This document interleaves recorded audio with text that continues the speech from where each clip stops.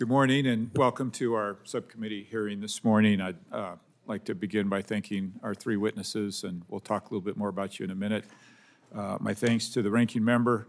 I'm not sure if you've followed the news, but it's kind of a big deal. He's here today. He was a little bit busy yesterday, and we're going to test his voice after speaking for almost 24 hours. So ranking member, thanks for being with us this morning. Well, our hearing this morning impacts the regulation on environment for new and existing chemicals, a subject that lies at the intersection of innovation, safety, and U.S. competitiveness. Today, we'll hear from both sides of a chemical equation, from the Huntsman Corporation, represented by their Chief Executive Officer, Mr. Peter Huntsman, and Boeing, represented by Dr. Gwen Gross, Senior Fellow, Technician Fellow in Compositions and Chemical Technology and Chief Chemist, and Dr. Tracey J. Woodruff, PhD, MPH, UCSF, Professor and Director of Program on Reproductive Health and the Environment, and members of the National Academy of Medicine. And I'll allow our ranking member perhaps to introduce her just a little bit more in the remarks, but I'll just say a few minutes myself about our other two witnesses. Mr. Huntsman and Dr. Gross bring critical perspective. Mr. Huntsman leads a company whose core business is the development of new chemicals that enables the development of safer, more efficient, and more effective products in the United States. Dr. Gross represents a major customer of those materials, an aerospace manufacturer whose ability to incorporate new chemistries into aircraft is essential to maximizing the safety and the performance of aircraft and maintaining American competitiveness. Together, their perspectives embody the essential relationship between chemical manufacturers and their customers, those who depend on chemical innovation to drive American industry forward. Every day, American chemical manufacturers like Huntsman invest billions of dollars in research and development to produce new materials that can reduce emissions, improve safety, and maintain U.S. industrial competitiveness. These new chemicals enable lighter, stronger, and more efficient products to reach the market, from cars to aircraft to medical devices. However, regulatory delays and ambiguities in the chemical approval process can stifle that innovation, forcing companies to move research overseas or abandon promising materials altogether. That's not good for our workers, our consumers, or the environment. On the other end of the supply chain are manufacturers like Boeing, companies that rely on those new chemicals to build world-class products that meet our highest safety standards. Dr. Gross and her team work every day to integrate next-generation replacement materials into aircraft, a lengthy approval process including in this example, EPA, the addition to FAA, and Department of Defense. When the regulations guiding chemical approvals change faster than the relevant agencies can deliver the chemical approvals or certifications, companies like Boeing are caught in a difficult position, hamstrung by a process that may actually prevent safer or more effective replacement chemicals from ever reaching the final products. Those regulatory bottlenecks can ripple across the entire aerospace supply chain, impacting thousands of suppliers and hundreds of thousands of workers. Our challenge, therefore, is not whether to regulate chemicals. Of course, we must regulate, but how do we do so in a way that protects public health and the environment without stifling American innovation? We must ensure that our regulatory system keeps pace with modern science, supports collaboration between EPA and other relevant agencies, and gives both chemical manufacturers and their customers the certainty that they need to invest, produce, and compete globally. America cannot lead in advanced manufacturing if our innovators do not have a chemical approval process that works. Thank you for joining us today, and I look forward to hearing from all three of our witnesses, and I'll yield to the ranking member. Thank you very much, Mr. Chairman, and congratulations. This, I believe, our first hearing of the subcommittee, and you're in your first term, so this is your first holding that gavel. There we go. All right. It's a pleasure to work with you. Thank you. Today, we're here to discuss how we regulate toxic substances and chemical safety. As public servants, we have a responsibility to ensure that while we work to create good-paying jobs, working families, our highest priority must be protecting public health. Americans need to be able to trust that the air they breathe, the water they drink, and the products they use in their homes, their workplaces, their communities are safe for themselves and their families, and that their long-term health and safety takes priority over short-term profits. Pollution isn't partisan, and addressing it is our shared responsibility. That trust is placed here with this subcommittee and with the agencies we oversee, the Environmental Protection Agency. In 2016, I worked with members of this committee to amend the 1976 Toxic Substance Control Act, which we know as TSCA. That legislation required the EPA to develop a new framework to evaluate the risks of new and existing chemicals and to regulate chemicals that present an unreasonable risk of human or environmental health. And that process was implemented during the first Trump administration. But during that time, an industry-friendly EPA undermined science, delayed action on chemicals like PFAS, missed statutory deadlines for existing and new chemicals, according to the EPA's own Inspector General, and prioritized deregulation over public health. Now the second Trump administration is picking up where the first left off. It had been stating that it was planning to reconsider a Biden-era ban on crystal tile asbestos. I was struck by this because basically every developed country in the world had banned asbestos. We banned it, I believe, initially in 1988, overturned by a court in 1991, and it really wasn't until just recently we finally managed to say the effects of asbestos and black lung disease should not exist in the United States. And so I was very pleased that there was a public outcry saying, really? This makes no sense at all. And in July, the Trump administration reversed course and said they were not going to try to undo that ban. The ban actually is implemented over many years, so it's not in place yet. But I've argued for a long time, if the rest of the world can do without asbestos, I think we can figure it out as well. America should be a leader, not a follower, in protecting its workers and the environment. And I've been concerned over plans of the administration to dismiss the rules that regulate 4 of the PFAS chemicals under the Safe Drinking Water Act. And I'm concerned about the restructuring of the Office of Chemical Safety and Pollution Prevention. It's being filled with lobbyists from chemical corporations. And there's plans to dismantle the Office of Research and Development, which in my mind would be a big mistake, things that our subcommittee should pay attention to. But at the same time that all of that's going on, the Trump administration has released 2 health reports.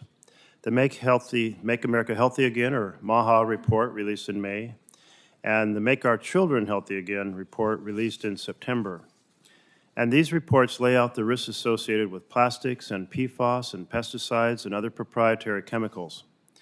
The MAHA report said, and I quote, "The concentration of microplastics found in America's brain tissue has increased 50% between 2016 and 2024. That's something that I've raised before. We held a series of 6 hearings last year on plastics, the only 6 hearings that have ever been held on plastics in Congress.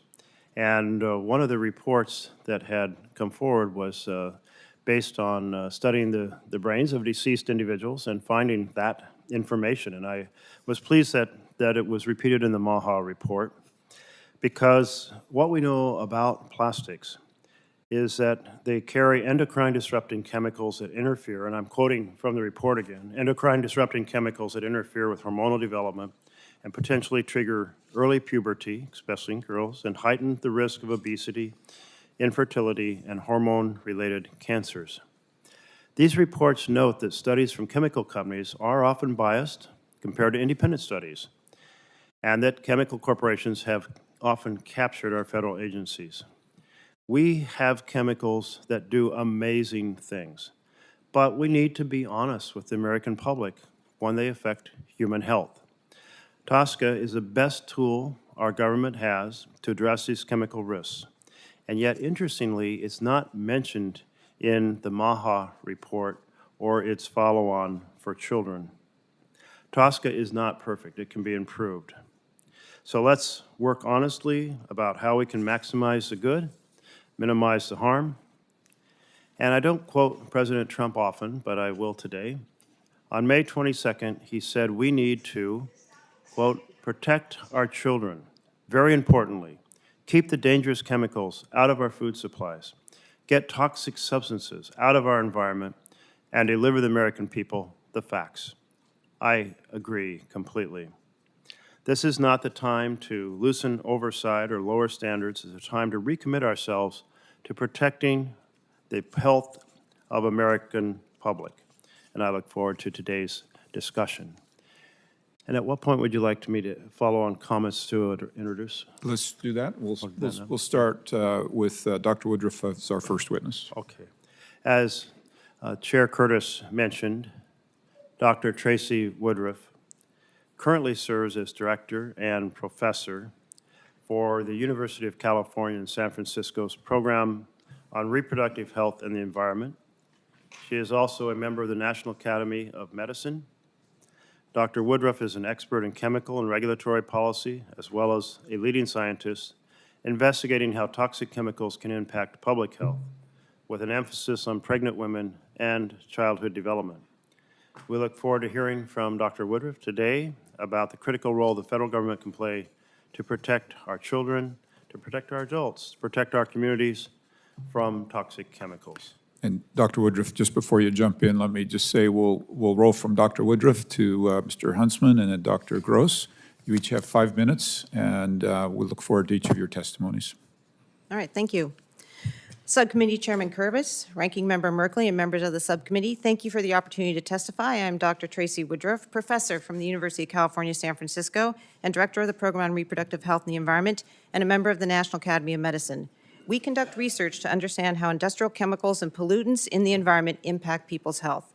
Toxic chemicals are widespread in our air, water, food, homes, and workplaces, and consequently, human exposures begin before birth and continue throughout life.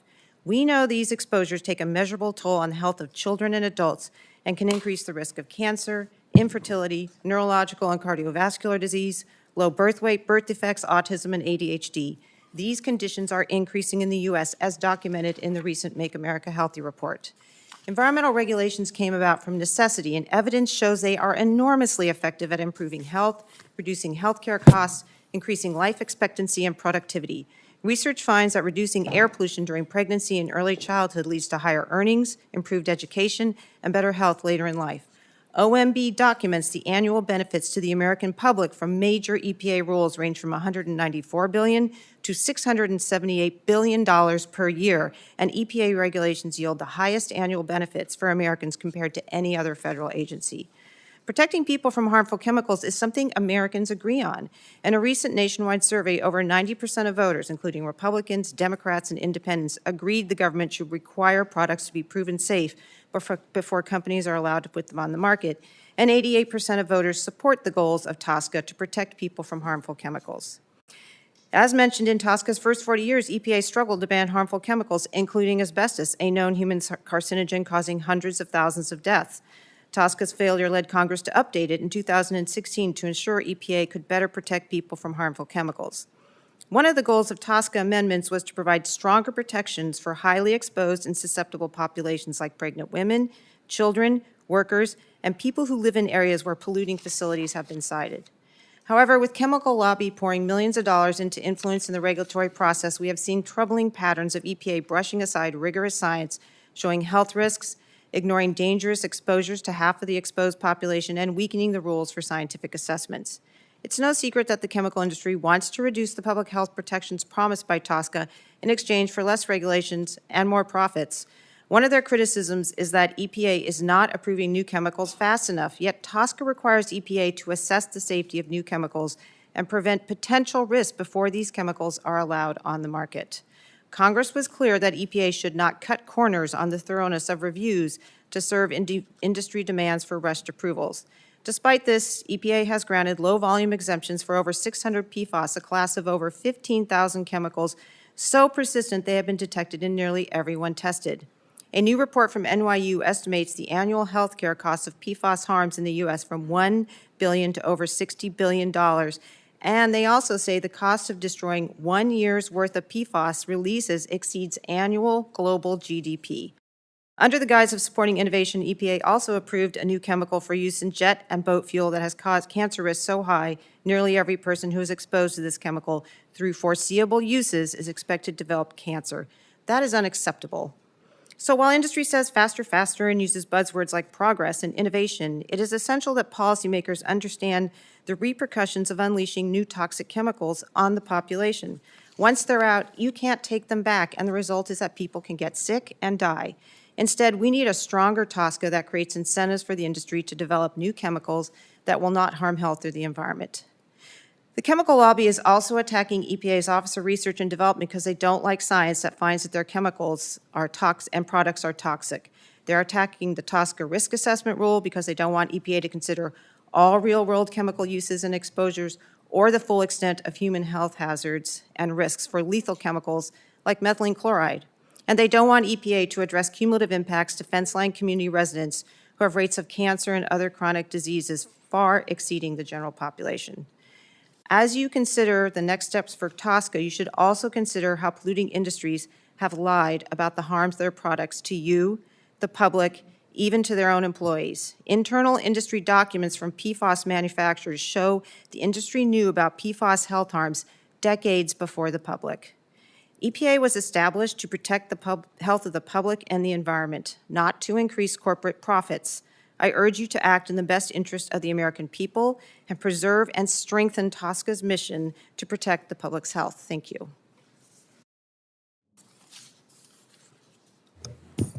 Chairman Curtis, Ranking Member Merkley, members of the subcommittee, it's an honor for me to be here. I'm Peter Huntsman, Chief Executive Officer and Chairman of Huntsman Corporation. American prosperity, security, and power are entirely dependent on a strong, thriving, and properly regulated chemical sector. Without it, modern life is not possible. That is not hyperbole. It is a physical, immutable reality. In the chemical industry, we take atoms and molecules, break them apart, put them back together to create the building blocks of nearly everything in modern society: automobiles and airplanes, batteries and semiconductors, solar panels and wind turbines, clean drinking water, pharmaceuticals, and much more. Innovation in the chemistry drives solutions that improve modern life. Realizing these benefits depends on a regulatory system that is efficient, science-based, predictable, and that encourages investment in innovation instead of creating unnecessary delays and uncertainty. If today we create a chemical that could eliminate greenhouse gas emissions tomorrow, there's no guarantee how long it would take to get approved, even though it would be a breakthrough for the environment and the world. This regulatory uncertainty and delay hold back innovation and make it difficult to invest in technologies we desperately need. 15 to 20 years ago, the vast majority of new chemistry science came from the United States and Europe. Today, we see China, India, Southeast Asian countries, and the Middle East region investing billions to not just match our innovation, but to exceed our capabilities. I want to be clear, we do not need to be cutting corners, but we do need to have better focus, speed, transparency, and reliable standards in order to compete. If we do not get this right, I fear we will be here in 5 or 10 years from now in the same situation we find ourselves with critical minerals, dependent on others. As a Chief Executive Officer, I'm responsible for making long-term investment decisions that impact thousands of employees, billions in capital, and our ability to compete globally. When regulations like the Toxic Substance Control Act, TSCA, are applied unpredictably and without regard to real-world risk, it becomes nearly impossible to plan with confidence. EPA's review process for new chemicals routinely exceeds the 90-day timeline required by law, creating unnecessary delays and uncertainty. Without a clear sense of when or if a product will be approved, innovation is put on hold and companies are often forced to consider moving research and development outside the United States just to remain competitive. That is not just a regulatory inefficiency, it is a strategic disadvantage to our country. America should be leading the world in developing next-generation chemistries that drive economic growth and economic well-being. That kind of leadership depends on a regulatory system that is science-based, timely, and focused on real-world exposures, not hypothetical hazards. Until we fix it, it is simply impossible for any board of directors to approve building new manufacturing facilities on a product that is unapproved. We do not need to look far to see the damaging impact of bad policy around natural resources, energy, and chemicals, and material innovation. The ongoing deindustrialization of Europe is a clear example of what is happening when regulatory burdens, high energy costs, and supply constraints drive investment and production elsewhere. Congress has an opportunity to ensure that does not happen here by improving TSCA with a durable policy solution that won't seesaw depending on who's in office. This type of certainty will not only help manufacturers make investment decisions, but will benefit the general public by encouraging innovation and will bring safer and more sustainable chemistry to the market. Thank you, and I look forward to your questions. Thank you. Dr. Gross. Good morning, Chairman Curtis, Ranking Member Merkley, and members of the subcommittee. Thank you for the opportunity to testify. I'm Dr. Gwen Gross, a Senior Technical Fellow at Boeing for Composites and Chemical Technology. Boeing proudly develops, manufactures, and services commercial airplanes, defense products, and space systems. Safety and quality are at the core of everything that we do. Boeing is committed to complying with environmental laws, regulations, and creating economic opportunities, driving innovation. I serve as a chief chemist within Boeing's Advanced Research and Development Organization. I'm an expert in the formulation and production of critical aerospace materials. I've worked the complete life cycle of materials integration from idea to implementation, and I act as an intermediary between Boeing and our suppliers. Boeing is a downstream user of chemicals. We do not manufacture the chemical formulations that we use. Instead, as we develop new and innovative aerospace products, we rely on our chemical suppliers to develop those new chemicals that meet our stringent performance requirements. Suppliers are responsible for obtaining those regulatory approvals for new chemicals or new uses. Any delays that they experience in obtaining approvals delay the aerospace innovations that Boeing is working to advance. Boeing uses chemical materials in a variety of ways in its products, including composites, sealants, adhesives, and coatings. The aerospace industry faces unique challenges when it comes to chemical material use and replacement due to complex FAA certification requirements and military specifications that govern our products and services. To produce and sell a commercial aircraft, Boeing must obtain type certification from the FAA by demonstrating that the aircraft design, including all of its component parts, meets all applicable FAA regulations. It can take 10 years or more to design, build, test, and receive type certification for an aircraft model or new replacement parts. This certification process, which is integral to aviation safety, includes consideration of the performance of the chemicals used in that design. Boeing must show that materials are suitable and durable. In practice, that means a polymeric material like the carbon fiber composite used for wings needs to be able to cycle from a sweltering Phoenix runway in July to sub-zero temperatures at 30,000 feet just minutes later. It must maintain structural performance while doing this multiple times a day, potentially for decades. In regulatory changes impacting chemical material use and replacement, or changes in the chemical marketplace happen too fast, aerospace companies may not have sufficient time to find viable alternatives and to demonstrate that they satisfy those regulatory requirements. For example, finding a replacement for a chemical used in the formulation of a polymer composite system can be a challenging and lengthy process. I began working on a new candidate for a next-generation carbon fiber composite material when my daughter was 2 years old. Boeing is just now finishing the qualification of that material, and my daughter is now 18. Aerospace manufacturers are also impacted by delays in new chemical reviews and new chemical restrictions. One example is the replacement of the fire suppression chemicals used on board aircraft. Boeing devoted 20 years and considerable resources to developing alternatives to the industry standard agent halon. It is an ozone-depleting substance that is widely used on aircraft due to its unique performance attributes, and it's proven difficult to replace. Working with our suppliers, a replacement was approved approximately 8 years ago by the EPA and FAA for use in handheld fire extinguishers on board aircraft. Boeing is considering it for cargo compartment use, but regulatory uncertainty remains.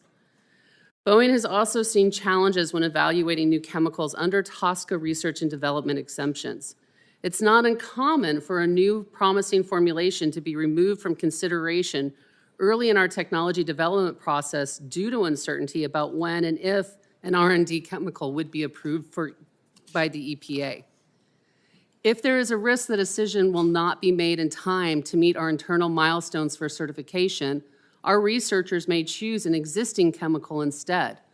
Unfortunately, this could limit new technologies that may provide significant performance improvements, such as new lightweight materials.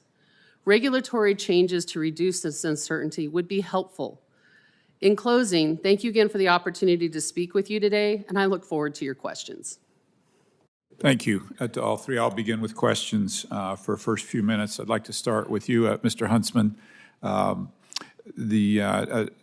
Dr. Woodruff appropriately pointed out that if we move too quickly with reviews, that's not good. And yet, you and I both know that during the last administration, the EPA met their statutory responsibility exactly 0% of the time for chemical approvals. And so I'm curious from your perspective, if we had a better process, if we had a process that yielded the right result, how do you feel like that could better impact public health, innovation, and at the same time rein in our bad actors? Well, thank you very much, and I appreciate the comments made by both of the witnesses that are before us here today. I'm not sure that there's a whole lot of disagreement here. We do need to have a well-regulated environment, and the vast majority of new chemistry development is developing to replace past formulations and past applications to make things lighter and stronger. The reason why Boeing is able to make planes that can fly nearly halfway around the world nonstop is because they're lighter, they're more fuel efficient, they're safer, they're better built, lower maintenance than they were just 15 or 20 years ago. This is all about innovation and about speed. And as we see this around the world, I don't mean to pick on Boeing, I think they're a great company, but I imagine one of their biggest competition the next generation is going to be COMAC, the Chinese manufacturer. Now, we do not need to be cutting corners to become like the Chinese in this area, but we do need to be aware that we need to be able to compete on a playing field where we can create the chemistry, we can go through the regulatory process and make sure that it is thorough in order to compete on a global basis. The United States has the highest standards in chemical manufacturing and on chemical approval. We need to keep this, and we need to keep innovating with that. As we do that, we'll continue to provide the jobs and the economic well-being and the environmental stewardship that we all want. Excellent. Along those lines, you do business internationally, so you're familiar with the regulations in Europe. What do you think, what missteps has Europe taken that might stifle innovation here in the United States if we're not careful? Well, I think about 70%, 65% of our sales are international, so we meet not only U.S. standards, but we meet standards all over the world. A lot of this has to do with what I'm seeing more and more, particularly in Europe, more so than in the U.S., is a lot of these environmental standards are politically driven. They're not science-driven. You'll see particular countries that will retaliate against a particular company or against a particular application, seemingly purely for political purposes because a facility was to shut down or vacate that country. So I think the worst of all worlds is when we start to see politics interfere with sound science. I'm going to paraphrase your words, and you tell me if I'm wrong. As far as a U.S. regulatory environment that makes sure that you're protecting public health and not cutting corners, you're okay with bring it on, but can it be a little bit more predictable and produce an outcome quicker? Is that a fair? I think that's very fair. Thank you. Dr. Gross, thank you for being with us. Could you share how those transitions Well, let me go back. You've had a front row seat to the shifting regulatory landscape through your work both at the EPA and FAA across multiple administrations. Could you share how those transitions impacted your work at Boeing, particularly in relation to chemical approvals? Thank you for the question, Senator. Boeing uses a standardized development process with internal milestones, very similar to what NASA uses in terms of technology readiness levels. That duration of development that we have very often spans multiple administrations, multiple regulatory changes. In each of those steps that we go through that gated process, we take an assessment of the current regulatory landscape. And so whatever it happens to be as that matures, we have to address it at the time. And so the challenge that a company like Boeing has, where we have these very long development timelines, is that at the beginning of a project and at the middle of the project, we may see those changes come up from the regulatory environment, from the changes in administration. It's not something I can give an example of particularly for a current issue, but it is something that we account for and deal with in our day-to-day operations. How did the approach to reviewing new chemicals evolve over time? And what lessons should we draw from those shifts to create a more durable, consistent regulatory framework? Thank you for the question, Senator. Part of the challenge, like I mentioned in my testimony, for companies like Boeing is that we don't hold the responsibility for the application for a new chemical or for the extended use. We rely on our supply base. And so it almost becomes this game of telephone. And so sometimes the visibility of where a chemical is in the process, or if there's a bottleneck or a hang-up, it's not always visible to us in our own development cycle. And so that mismatch between what's going on from a regulatory standpoint and our development cycle is where we end up making those hard decisions about not to move forward, say, with a new innovative chemical. And so that's where that increased visibility or increased understanding of the process would definitely help downstream users like Boeing. Thank you very much. I yield to the ranking member for 5 minutes for his questions. Thank you very much, Mr. Chairman. And Dr. Woodruff, in your testimony, you note that there's a new chemical for jet and boat fuel that has a cancer risk so high that nearly every person who is exposed to the chemical through foreseeable uses is expected to develop cancer. That's a pretty powerful statement. Can you, in very quick summary, because I have several questions, how did such a chemical, if it has that kind of risk, get approved? Sometimes it gets through the process because EPA has had some type of political interference, which was documented in the previous administration. Because it has some kind of... Political interference that's not protected the people who are making the decisions. And my colleague accurately noted that it's very rare to meet the timelines that we have in TSCA. But my understanding is there's two main reasons for that. One is vast understaffing for the number of chemicals to be reviewed. And I just want to make that point because to the degree that we can properly staff EPA, it would help address that issue. And the second main reason is because the studies that are submitted are often incomplete, and it has to go back to the industry to say, oh, well, you can't approve it until you actually get the study before us. Do I have a correct understanding of that, or is there other reasons that are more significant? Yes, that is correct. Submitters, meaning manufacturers, are responsible for most of the length of the review of the new chemical. For example, there are 230 valid cases submitted between October 2022 and 2023.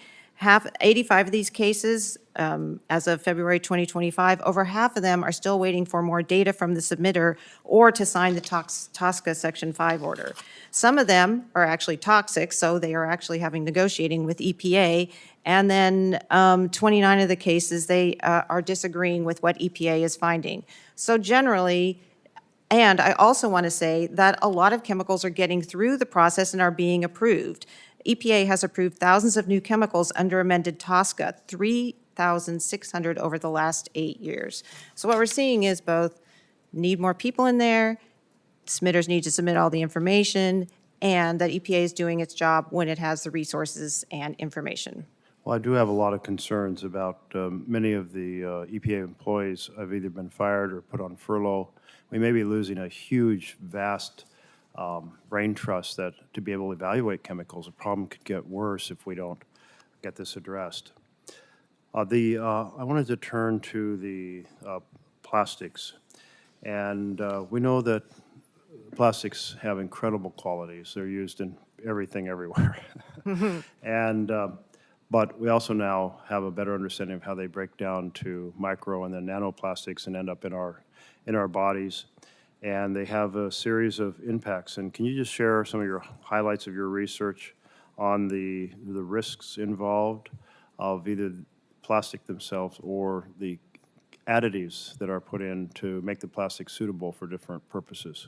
Right. Our research using high quality, the best quality evidence reviews has found that microplastics are suspected to increase the risk of effects on the gut, respiratory effects, and also effects on reproductive health, particularly affecting sperm quality, and could be increasing the risk of colon and lung cancer. And so that's just for microplastics. What we know about many of the additives that are in plastics and microplastics, so that's phthalates, bisphenols, PFAS, flame retardants. There's like 16,000 chemicals that are used in plastics. We know, have good information on less than 5% of them. But let's just talk about phthalates. Phthalates can increase the risk of adverse effects on male reproductive health, like lower testosterone and sperm count, which can lead to infertility, can increase the risk of preterm birth, metabolic disorders like diabetes, and this is according to the best available science, including high-quality systematic reviews conducted by both EPA's Office of Research and Development and the National Academy of Sciences. We also know similarly that bisphenols can affect female reproductive toxicity as well as can increase the risk of neurodevelopmental toxicity. That's just for those few chemicals, and there's many more that are in plastics. Well, I think this is an area where we have to spend a lot more attention because it's received relatively little. Since the 1950s, plastic started being used as a coating on our cups for hot liquids. We have a huge exposure through that and through plastic bottles. And I was stunned by our plastic testimony in the last cycle of the amount of plastic and that the average American now has equivalent, I think that was described as equal to a plastic spoon in your brain, which is a shocking additive. So, but I did want to ask you about the Office of Research and Development. There's efforts to dissolve that. Why is ORD important to keep, and if so, why? ORD, the work that the scientists in ORD do affect and really protect every person who lives in the United States. ORD does the essential research that allows us to understand what the toxicity of chemicals are, but they also are there when there's a spill or a terrorist event. For example, when there was anthrax here in the Capitol, ORD scientists were the ones that figure out how to clean it up. They also were there on the ground at East Palestine. The vast response, they also identify the toxicity of many of these toxic substances that we now know are affecting people's health. They also develop the methods by which we figure out whether there are toxic chemicals in the environment. For example, ORD scientists were the ones that figured out that a facility was dumping a PFAS chemical into the drinking water supply of residents in North Carolina. Once they measured that and identified it and worked with the state, they were able to stop that. To dismantle that allows both less best available science or less high quality science, less unbiased science, as well as less ability to respond to the many different types of environmental needs that arise consistently or episodically in the United States. Thank you so much. Thank you. Ranking Member, note the arrival of our chair of the full committee. Thank you. And she has deferred to our other members to let them go first. And so, Senator Wicker, I yield 5 minutes to you. I really do appreciate that. Dr. Woodruff, my colleague and friend, Senator Merkley, thinks I shouldn't be drinking water out of a plastic bottle.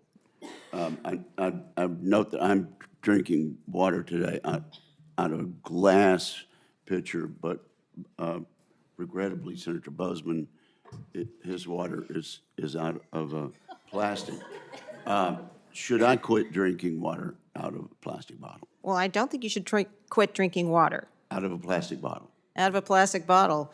Well, first of all, there are plastic chemicals and microplastics in a water bottle. Currently, I mean, it's your choice, but I have my own reusable water bottle, so it's up to you. But if you want to lower your levels of plastic and microplastics, that's one source that you could stop. Okay, well, thank you for that testimony. Mr. Chairman, I would ask unanimous consent at this point to add into the record a document entitled Chemistry Creates, America Competes, concerning some of the great benefits of chemicals. Without objection. Thank you very much. Now, Mr. Huntsman, you've said there's much agreement in the panel here. Is it fair to say that your position is that without a regime that allows the reasonable manufacture of chemicals such as the ones you have, we would not be able to defend our country militarily, and also we would not be able to produce certain items and certain products that actually take us off of using more dangerous products that Americans and humans have used earlier. Is that part of your position? Is that a good restatement of your position? I think that's absolutely correct. And as again, I think the vast majority of what is said here, we would agree. The esteemed Dr. Woodruff here with their drinking container, I notice you have got a plastic cap that goes on the top of that. And so without that plastic, I'm not sure that, you'd be able to have the lightweight flexibility and so forth. So let's look at it. It's a balance in so many of these areas and so many of these things that we do. But when it comes to defense, when it comes to mechanization, computerization, aerospace, automobile movement, any source of armor, it simply wouldn't exist without petrochemicals. Well, None of it. I spend a lot more of my committee time in another building on the Armed Services Committee. And we know what a dangerous world we're in. Actually, I've been saying all year, this is the most dangerous period we've had since World War II. And it's not just Iran with their nukes, it's China, it's Russia, and this crazy guy that runs North Korea.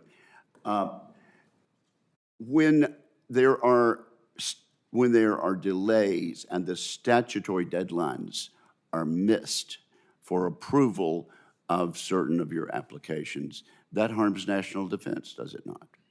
Absolutely, it does. We're working on some applications, for example, that will be going into some of the technology that's come from the aerospace industry on hypersonic missiles, for example. Delays in those will obviously, you won't be able to build a hypersonic missile without the skin, without the coating on those missiles, and without the components to be able to withstand the heat and friction and so forth and the weight that's needed on those applications. So absolutely, it all is intertwined with the supply And chain. by the same token, when there's an invention by your company of something that actually takes us away from a more harmful substance, and that is delayed by a statutory deadline being missed, the public is harmed by that, is it not? I'm a father of 8 children. I've got 20 grandchildren. I don't want to see any chemicals in anybody's drinking water any more than anybody else does. I care a great deal. I've worked in chemical plants in my career. Nobody wants to be exposed to any of these products. And so, yes, to the degree, as I said earlier, the vast majority of new chemistries that we produce are to replace older chemistries or to advance sciences or to advance the environmental stewardship and so forth. It's good business, aside from just being on a humanitarian front. Mr. Huntsman, I was just presented with my 9th grandchild, and people have remarked about that, but I must say your testimony takes my breath away. With regard to your- Takes my wife's as well. So. Congratulations. Thank you. I'd like to now yield to the chairman of the Ag Committee, and I will note, just to show the importance of this hearing, to my right are 3 chairs of different committees and it shows the importance of this committee. Thank you for joining us. I yield to the senator from Arkansas.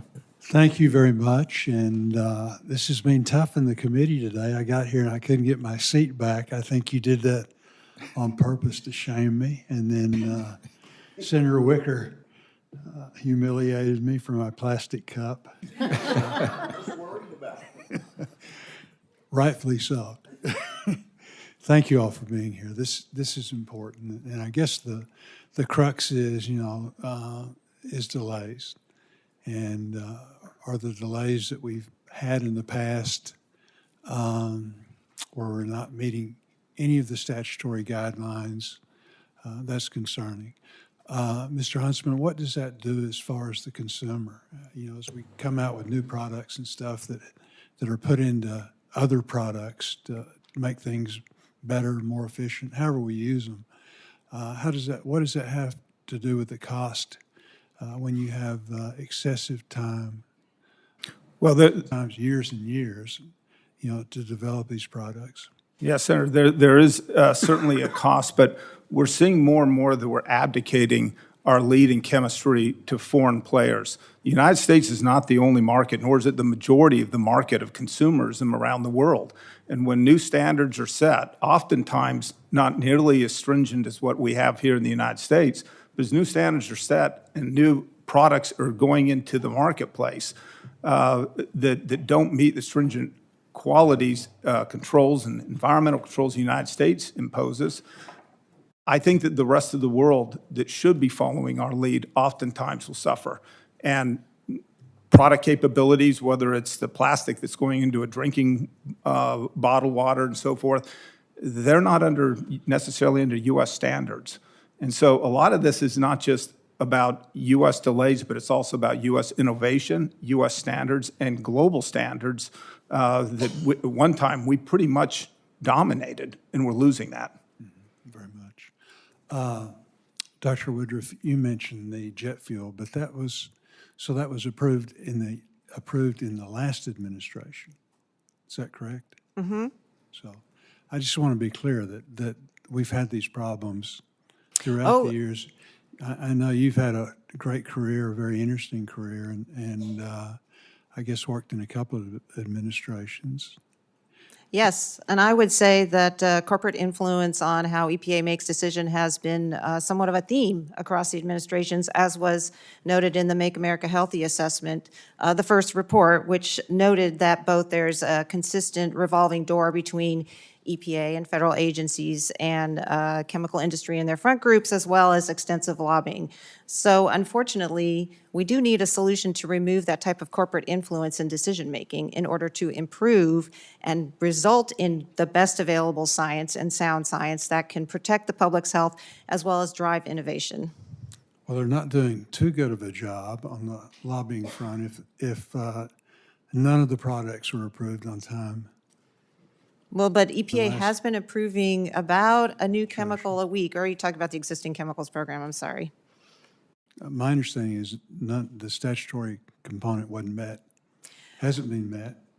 Under the existing chemicals program? Yes, that has been delayed, and in part because there's a couple reasons. One is there's exceedingly high pushback from the chemical industry. Two, EPA doesn't have enough resources to staff that office. And three, I think that, and this is something that we have been on the record about, I think there's ways that they could upgrade to best available science and improve their efficiency at the same time, which we have also been making public comments about. These are all opportunities for Congress to weigh in and make sure that EPA's doing the best available science, which the National Academy of Science has actually provided a number of different reports to recommend how EPA could do that. That combination would really help them meet their statutory deadlines. My understanding is that we did give them authority to hire new people, additional people in 2022, and so far I don't think anybody's been hired. Well, I can't speak to their hiring process. Well, you were part of the system. I guess was what part I'm of the system in 2000, but I left in 2007, just to be clear. Yeah, and there weren't any problems then. No, I'm not saying there weren't any problems. That's why TSCA was amended in 2016. No chemicals that are proved to be toxic or whatever weren't approved during that time. I guess. I guess the point I'm making is this has been going on for a long time, and it is something that we need to work together to fix. It's not fair. There are bad actors, certainly. There's a lot of other stuff that is the vast majority is good actors trying to work through the system. And when there's delay after delay after delay, it does drive the cost, and it makes it very difficult. Right, it definitely drives the cost of people continuing to be exposed to toxic chemicals. I totally agree. We need faster action to protect people from exposures. Well, both. And then two, if you've got a good product that's going to help the people of America, sometimes the world, then it needs to be done in a timely fashion. Yes. And right now, that's not happening. And because sometimes many times the chemical industry still needs to submit more data or sign pieces of paper, so. Thank you. Thank you. The chair recognizes the chair of the full committee, the great senator from West Virginia. Thank you, Senator Curtis, and thank you for having this hearing. And Mr. Huntsman, I'm going to start with you, kind of along the lines that we actually were on when the confirmation hearing for the assistant administrator of the EPA Chemical Office, as I raised concern both about the pace, but also the predictability of a new chemicals process.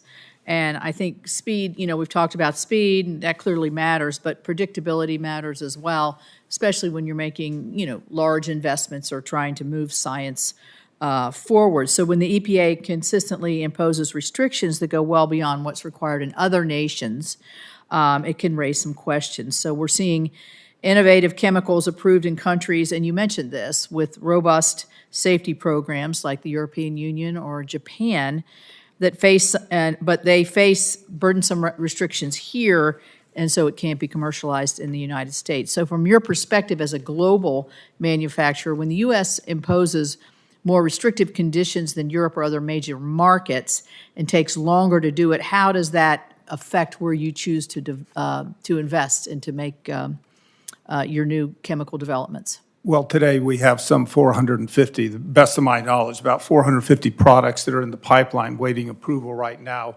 under TSCA. About 10% of those are expected to be approved within the 90-day time period. About 40% of those will go longer than 1 year, and some of those will go to sometimes up to 2 to 3 years. You take some of these same formulations and downstream applications and so forth to a country like China, and they will put a high priority. Well, they will get it done within a 90-day time period. The government will give you incentives to build, to innovate, and to invest locally. And literally in the time that you can get approved in the United States, you can be up and manufacturing that product in another country. And again, when I mentioned earlier, therein lies the new standards of that finished application. Mm-hmm. And whether it's in aerospace or whether it's in drinking water bottles and so forth, it's an international race that we're in right now. And that competition is real. But to clarify, it's not an international race to the bottom in terms of safety and innovation. It's really the opposite. In innovation and many times I think the goal is more safety in developing new chemicals. Would you agree with that? Absolutely. The scrutiny that we're under today in new chemical development, forget for just a second about the issues around government approvals, but the trial attorneys and the multi-hundred-billion-dollar industry that exists on suing the chemical industry when it gets it wrong is such an enormous incentive. When we come up with new products today, I believe that in my 40 years in this industry versus where we were 10 years, 20 years, 30 years, it's like everything else in our economy. It's cleaner, it's more innovative, it's better, it's more thorough. Our scientific data and analysis is better today than it's ever been. So no, it is not a race to the bottom, but it is a race on speed, and it is a race on how quickly you can innovate and get to the next phase. Thank you. I think that's part of what Senator Bozeman was referring to several years ago. We did make it certain so that the chemicals office could hire more people, could go off scale, could do it quicker than the normal bureaucratic malaise of trying to get people hired into the EPA. So it hasn't been successful, but that was part of the goal that we had because they felt like they were understaffed. So Dr. Gross, let me ask you about a question on obsolescence of new chemicals. Have you ever seen where innovation moves so fast, but materials developed may be outdated in 5 years? Have you ever seen instances where the chemical improvement process took so long that a new beneficial chemical effectively became obsolete before it could be used in the United States? Thank you for the question, Senator. I'm actually going to take that and I'm going to turn it a little bit. Our experience is actually a little bit different. When you talk material obsolescence, one of our biggest challenges is, and I'll use an example for flame retardants. We've had regulations that we need to comply with against flame retardants where we've had to go in, reformulate material systems, requalify them, go through that whole certification process to get to the end and have new regulations pop up where we have to repeat that again because whatever the substitute flame retardant we picked is now newly regulated, and we just go in and we iterate. Being in that iterative process is sometimes, it takes up a lot of our resources that we could then instead be using to look at more innovative, newer chemicals instead. And so it's not necessarily it's that time frame, but it's so fast in terms of new changes. That's where we struggle, obsolescence versus new choices. So it's a little different than your question, but that's where we've experienced it. Thank you. I will have to say, as chair of the full committee and with our subcommittee chair here, I have over the years expressed and had great concerns over PFAS in our drinking water. It's something that we tried to reach an agreement on. I did with former Chair Carper last year to try to get a bipartisan bill to help with this issue. My state has been affected by this, and so just for all of you can be very helpful to helping us get a bipartisan agreement here because this problem's not going away. It hasn't been addressed, I don't think, in as aggressively as I think that we can and should. And so I'm publicly pledging, as I have many times in the past, to work to make sure that your 20 grandchildren and my 9 grandchildren can have that safe drinking water that they deserve. Thank you. Thank you, Chair. I think it's important. How many do you have? It's important to point out I have 18. Yes. Go on, you. So it's in the water. I'd like to yield to my colleague from Ohio, Senator Husted. Mr. Chairman, thanks for helping with the demographic challenges of our nation. Appreciate that. Senator Merkley, you look more well-rested than I saw you the other night, so good to see you this morning. Thanks for all of you for coming today. I know that when you're in business, time is money. The longer it takes to get something approved, the less likely you are to do it. And as a matter of fact, if you can't rely on the American system to do it, many manufacturers might choose to develop in China or India or other places in which I think all of you would agree the environmental standards are lower than what they are in this country. And I know that chemistry has provided us so many advances. We tend to focus on the things that go wrong, but there's so many examples about how our lives are better. It's improved human flourishing and quality of life. And I see it, in my state, in Ohio, where I know Mr. Huntsman has some companies that are also working that. But I'll give you an example. Tires. Akron, Ohio, rubber capital of the world. Over the years, tire manufacturers have tried to make tires more durable, as we have cars that are heavier due to batteries and things like that. How do you build tires that are more durable? But also, you build those chemical bonds so strong to make them more durable. But then, how do you break them down? How do you recycle them? Because then you have these dual goals sometimes, and innovation is it is an incredibly important thing to get those approvals so that you can try new ways of accomplishing things, but do it in a manner in which it allows you to do it in a time frame that will be viable for you as a business. And so, Mr. Huntsman, I just want you to reflect on the time is money concept, how speed to market is important, how doing it in an environmentally responsible fashion is important, and how do you think that, have you experienced circumstances in which people do things in other countries because it's just easier to do it there than it is in America, and that is to the detriment of the American economy and the American consumer? Yes, I mean, all of that is true, and I think that it is a question when I see what's going on. In the last month, I've had the opportunity to visit many of our facilities and leaders throughout Europe and also in China. And it's really not a question of speed, though that's very important. It's a question of priority.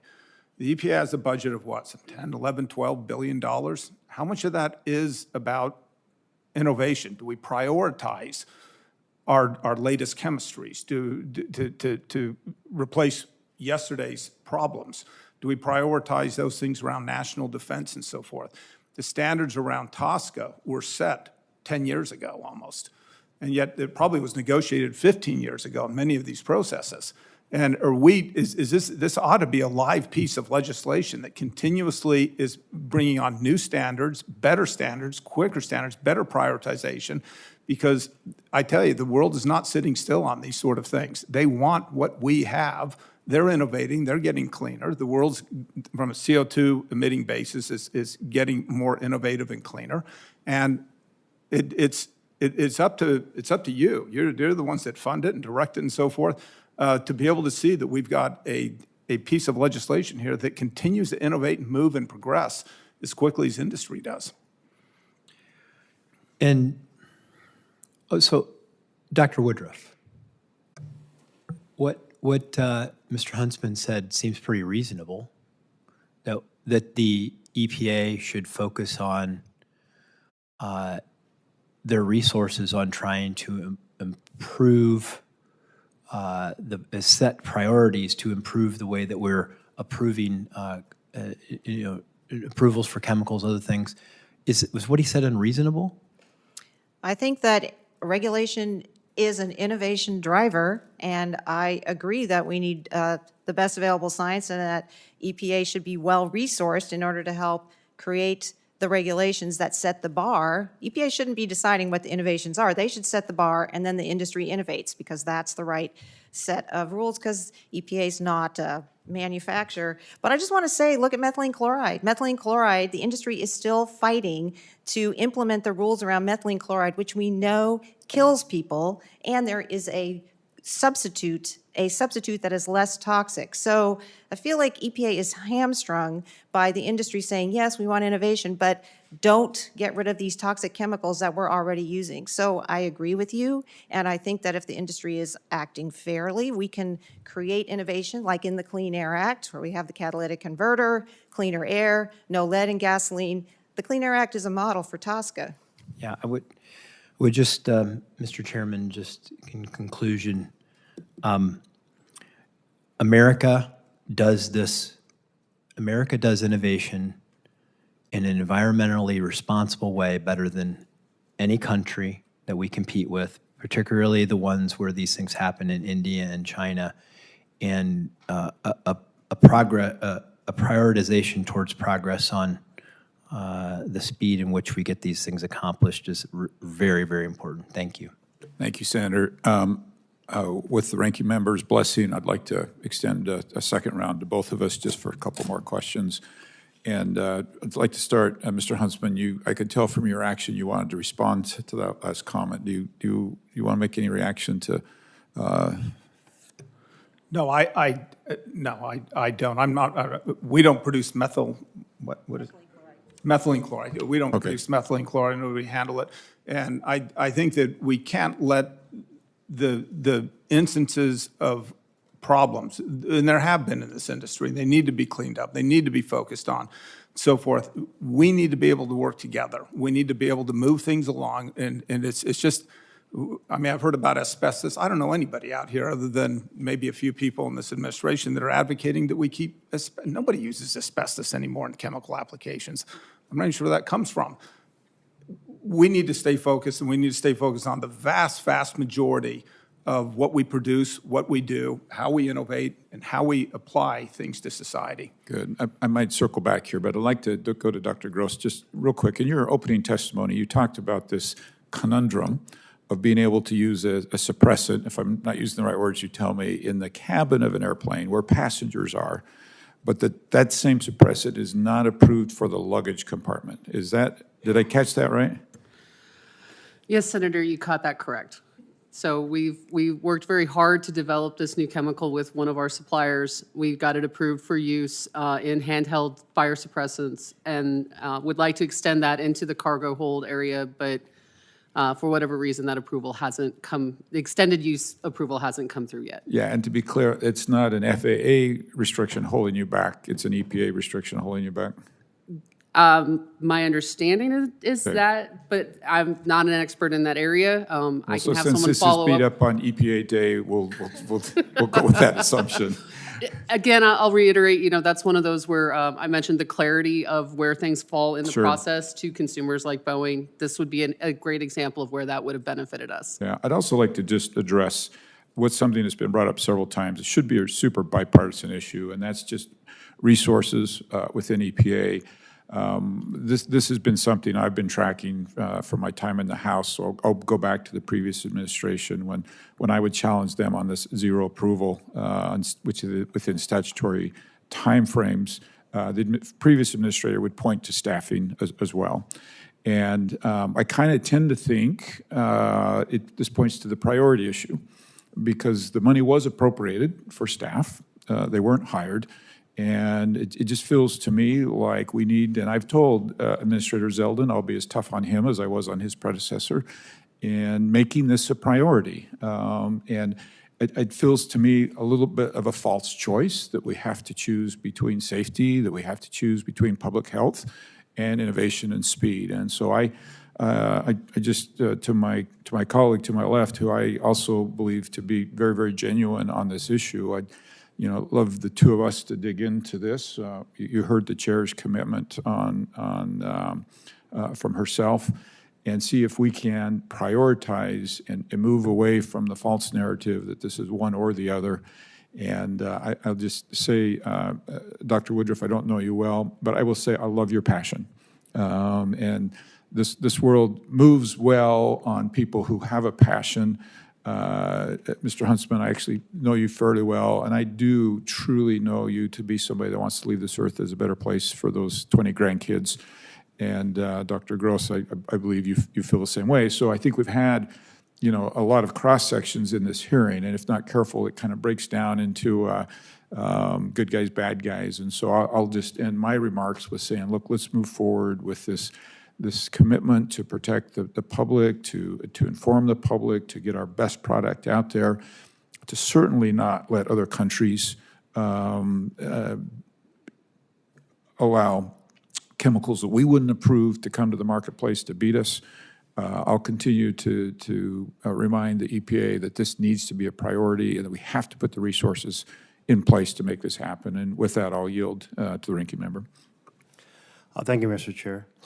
And I wanted to turn to PFAS. I find it frustrating that PFAS comes up so often. It's such an extensive family of chemicals, and we keep hearing how it has significant impacts on human health, but it's kind of everywhere. And I think about just simple things like, does a frying pan with that nonstick surface have PFAS, and should I still be using it? And does the very, I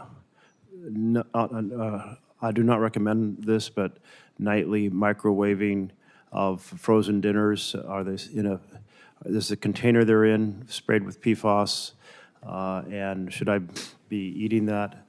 And So I wanted to ask Dr. Woodruff, and I want to note that the MAHA report calls out the fact that, quote, the PFAS industry focused on suppressing unfavorable research and distorting public discourse, delaying public awareness of its dangers. Is this something we should be able to tackle, at least for people to know where it is? And if it's having that much impact on human health, how we can eliminate it from things that have that direct contact with humans through our food and our packaging and so forth? Right, so you were right, PFAS, they're everywhere. They're persistent chemicals. They're measured in everyone around the globe, and we know that they can increase the risk of numerous health impacts, including cardiovascular impacts, certain cancers, increased low birth weight, which can increase the risk of infant mortality, make it that you're less responsive to vaccines. And so so your point is very well taken. We're not talking that there's a lot of uses of PFAS that we don't need to have PFAS, and the most effective and efficient solution is to look towards removing or banning the whole class of PFAS and to move towards substitutes that are not persistent. The report from NYU for the Institute for Policy Integrity noted that narrowly targeting regulations encourages substitutions of banned PFAS with structurally similar but unregulated compounds, meaning that you can get replacements. So it's best to address the whole class. And then I think your point about what we have found from internal industry documents, that the industry knew that PFAS was toxic in the 1970s, decades before the public knew that, including their own employees who were exposed to PFAS and gave birth to babies who had structural birth defects that they already knew were observed in animal studies. So I think the solution to this particular issue is to ensure that, of course, we don't want anyone to lie or mislead the public, and so there are some steps that can be taken to ensure that we have the highest quality science that's free from bias, including some recommendations that we've made about removing corporate influence on the science process, making sure that studies that are going to be done for the new chemicals program could be, those studies could be pre-registered so we know what the industry is going to do and then can evaluate and make sure that everything is compliant with that, and then removing financial conflicts of interest from the review bodies. And this is also recommended in the Gold Standard Science Executive Order to remove conflicts of interest and in the Make America Healthy reports. When someone installs new carpeting and it's the stain-resistant carpeting, is that because it's treated with PFAS? Some of them, yes. And so if I had a grandchild, which I don't, if my Me either. children when they were small are crawling around before they're walking and their little nose is right on the carpet, are they consuming PFAS through the fibers like almost from the start of life?